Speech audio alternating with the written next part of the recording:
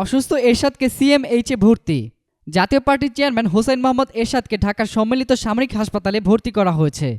দুপুরে নিয়মিত চেকআপের জন্য হাসপাতালে নিয়ে যাওয়া হলেও পরে শারীরিক অবস্থার অবনতি হয়েছে দাবি করে তাকে ভর্তি করা হয়। এদিকে উন্নত চিকিৎসার জন্য এরশাদকে সিঙ্গাপুরে নিয়ে যাওয়া হতে পারে বলেও জানিয়েছেন জাতীয় পার্টির কয়েকজন শীর্ষ নেতা। এরশাদের deputy press secretary Khandaker Delwar Jalali বলেন, দুপুরে দলের চেয়ারম্যানকে শারীরিক অসুস্থতার কারণে নিয়মিত চেকআপের অংশ হিসেবে সিএমএইচে নিয়ে যাওয়া হয়। এখন তিনি সেখানেই আছেন।